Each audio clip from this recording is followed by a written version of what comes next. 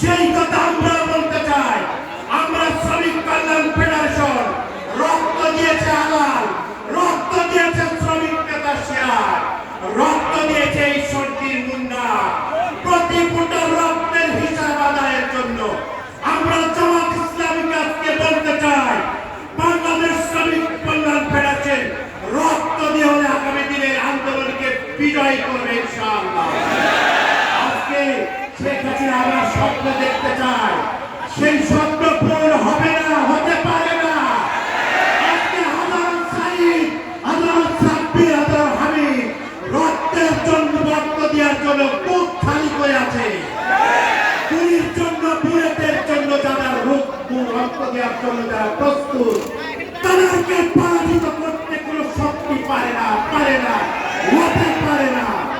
এই জন্য আজকে জামাত ইসলামকে সেই বাংলাদেশ শ্রমিক কল্যাণ ফেডারেশন আমরা 50টি কেডি গ্রহণ করেছি। সকল শ্রমিকের পক্ষ থেকে পৃথিবীর সব নবী ছিল শ্রমিক, মুহাম্মদুর রাসূলুল্লাহ সাল্লাল্লাহু আলাইহি ওয়াসাল্লাম সবচাইতে বেশি শ্রমিক ছিলেন। সেই শ্রমিকের পক্ষ থেকে আমরা নির্দ্বিধায়